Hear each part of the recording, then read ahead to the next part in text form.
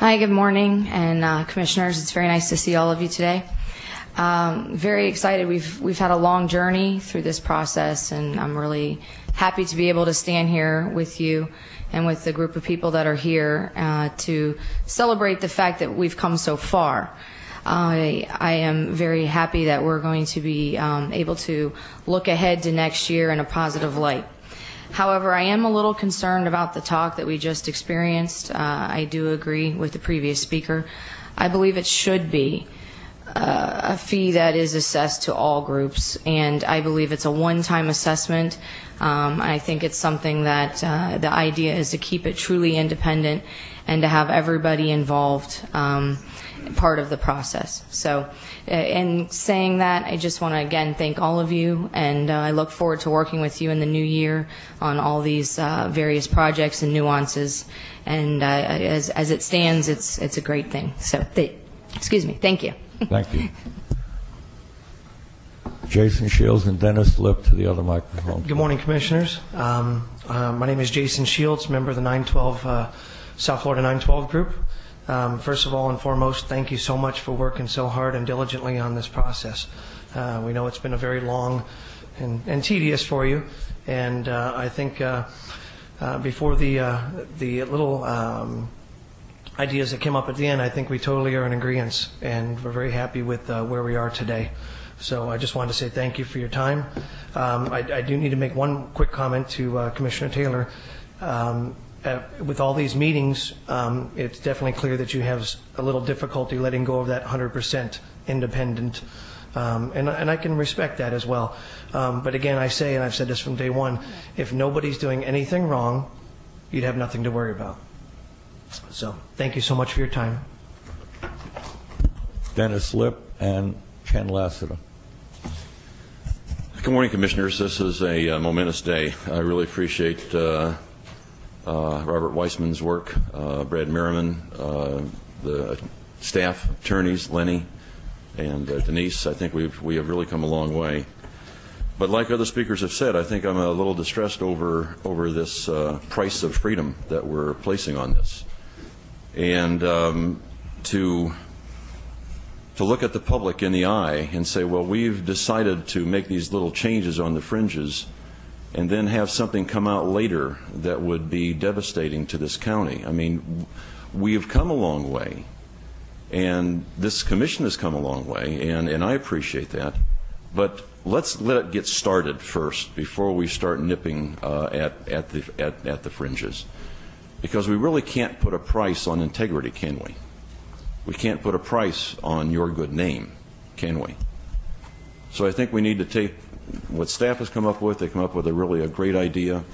I think it's going to work for us, and as we move forward, we'll have to make some changes because nothing's ever perfect.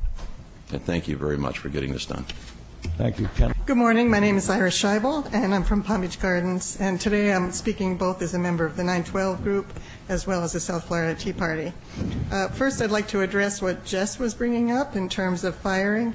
Our goal when we met with Denise and Larry and Brad was to make firing as difficult as possible. So we agree that each entity, whether it's two funding entities plus the selection committee, or just the county commission and the selection committee, or there are potentially 4 funding entities plus the selection committee, must all agree to firing before there's firing.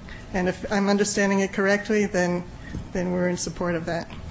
The ethics and IG ordinances as presented today, with the additions of the paragraphs read into the record, should be approved. At this point, it's important to get the ethics commission appointed and the independent inspector general hired as soon as possible. No ordinance is perfect, and I'm sure modifications will be necessary to both the ethics commission and the IG ordinances when they're put into practice. I also agree with what David Baker said. As a former programmer, you make the change, it's not a big deal. Your approval of these ordinances will go a long way in turning Palm Beach County's reputation from corrupt to honest. Thank you, and have a good holiday. Fred Scheibel, and to the other microphone, Commissioner Moffitt. Well, the Scheibels are from the City of Palm Beach Gardens, and I just wanted to mention publicly that they have already emailed us and asked us to start on the interlocal agreement with your city to participate in this. So I'm sure they're watching what we're doing. Thank you very much. Michelle Kirk to the other microphone, please. Well, good morning. My name is Fred Scheibel. I'm a member of the Florida 912 as well, and the South Florida Tea Party. After becoming aware of the ethics ordinances in October, I joined a coalition of people who, while applauding the positive response to the grand jury report, asked for a few additional safeguards. And during the period leading up to the vote, working with some of the staff and talking to some of the commissioners, the responsiveness to our input has been wonderful. And I really want to thank Commissioner Marcus for putting forth the motion at the last meeting, which got some of our changes on the table. And I want to thank the county attorney and their staff for meeting with us and talking about it.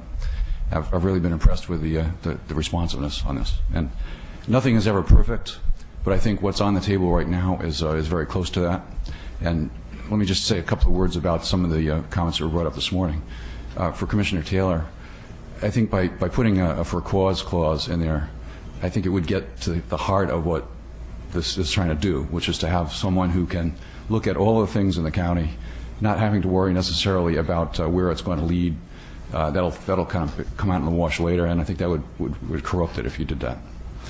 As to the issue of what's the level where the fee would apply, I think everyone has to pay into this, and everyone has to be a part of it.